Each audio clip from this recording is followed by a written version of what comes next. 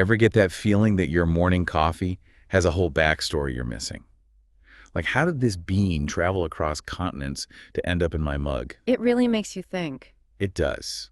And that's what we're diving into today, tracing those global trade routes all the way back to their 16th century origins. We're Hmm. looking at your notes on joint stock companies, mercantilism. Oh, and the Columbian Exchange, of course. Right, that too. So your notes mentioned that Europe was already trading with the East. Think India, China, you know, spices, silk, the good stuff. The finer things. Exactly. But then things took a turn for the even more interesting. Well, you see, the Renaissance wasn't just about art and science. It sparked a real thirst for knowledge and for new sources of those precious trade goods. So, naturally, Europeans started looking westward. Risky move, though, right? Those Yeah. voyages were far from guaranteed Oh, successes. absolutely. High risk, high reward, as they say. And that's where your note on joint stock companies comes in. Right. So imagine instead of one super wealthy merchant risking their entire fortune on a voyage. Which, by the way, was basically how it worked before. Exactly. So instead of that, now you could spread the risk, pool resources, Right. you could buy a share in the voyage, a lot like early startups, actually. So instead of one person carrying all the weight, You'd have a whole group of investors, each with a stake in the company. and if that ship went down, Oh, it was a financial blow, sure, but not a complete disaster for any single person. smart. So were there any really big players in this whole joint stock world? Oh, definitely. The big one, the most famous example would have to be the English, well, later British East India Company, established in 1600. And they didn't just trade. For a while there, they practically governed India. Wow, talk about a powerful business venture. It's incredible how intertwined business and political power became, even back then. Speaking of power, Yeah. you've also got mercantilism in your notes. Ah, yes, mercantilism. This is where things get really interesting. Because, Well, it was all about nations wanting to export more than they imported, like a high-stakes game of economic keep-away. and how did they manage that? Colonies. Colonies played a key role. Okay, so how do colonies play into all of this? They were the suppliers. Timber, tobacco, sugar, all those raw materials that their mother country needed. But then they were also the buyers, taking back manufactured goods, tools, textiles, even luxury items, all carefully orchestrated to keep those European nations wealthy and powerful. So we've got risky voyages, investors, the quest for spices, silks. But then things take a bit of a somber turn, don't they? Yeah, unfortunately. This next part, it's a dark chapter, but important to understanding this global network we're unraveling, the Atlantic slave trade. It's a part of history that's tough to talk about, but we can't ignore it if we're going to really understand how this global trade system worked.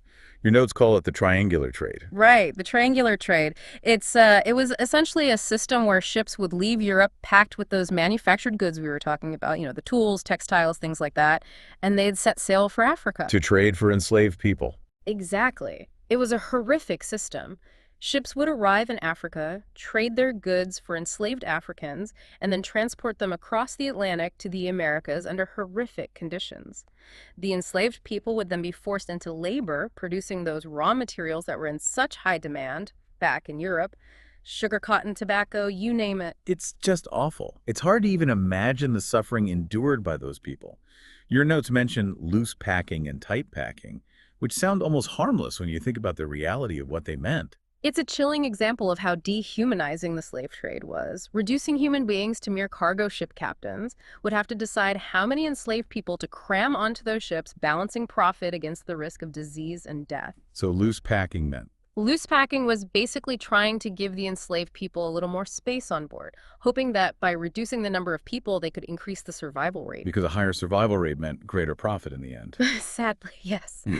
And then there was tight packing, which, as you can probably guess, meant cramming as many people onto the ship as physically possible. It's just unimaginable. The cruelty is just staggering. It truly is a horrifying chapter in human history.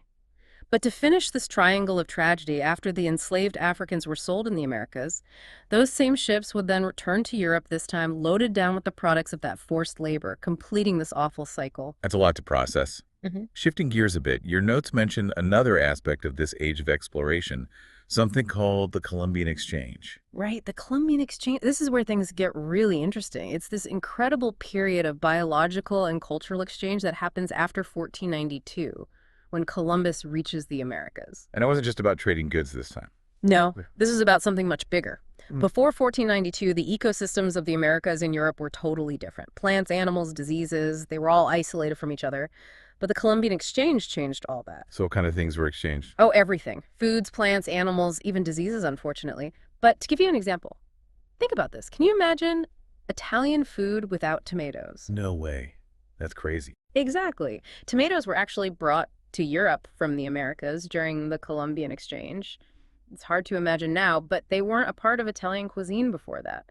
The same goes for potatoes in Europe. They revolutionized agriculture and diets across the continent, or imagine the Americas before horses.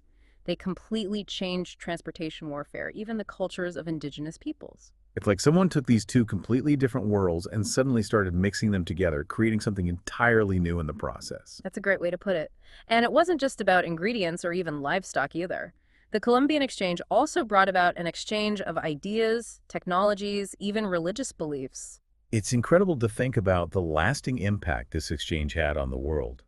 It completely reshaped societies on both sides of the Atlantic. It really did. Although it's important to remember that not all of the effects of the Columbian Exchange were positive. Right. There's that darker side again. Unfortunately, yes. The introduction of diseases like smallpox to the Americas had a devastating impact on the indigenous populations. Millions died. It's a stark reminder that even when we think we're making progress, there can be unintended consequences. Yeah, it's like this ripple effect. hmm Things that happened centuries ago still shaping our world today. Exactly. I mean, think about it. All those debates we hear about globalization, fair trade, even the impact of invasive species, they all have roots in those early days of global trade, the Columbian Exchange, everything we've been talking about. It's mind-blowing, really, when you start to connect all these dots through history. We started with Europe wanting spices, and now look where we are. Right. And it all comes back to that cup of coffee you're holding. It's not just a drink anymore, is it? Definitely not. It's like a symbol of centuries of cultural exchange, global economics, the good, the bad, the whole shebang. Exactly. And the best part is you've got this whole new lens to view the world with now. I like that. So next time I see a news story about, I don't know, some trade dispute or something, Or try a new fruit at the store. You'll have this deeper understanding of how it got there, what the impact might be. it's amazing what you can learn from one little cup of coffee. We've gone from those early spice routes all the way to, well, the birth of global trade as we know it, with all its triumphs and tragedies. It really makes you wonder what other hidden connections are out there, just waiting to be discovered. That's the beauty of it, isn't it? There's always something new to explore, another layer to uncover. Who knows what fascinating connections we'll find on our next deep dive?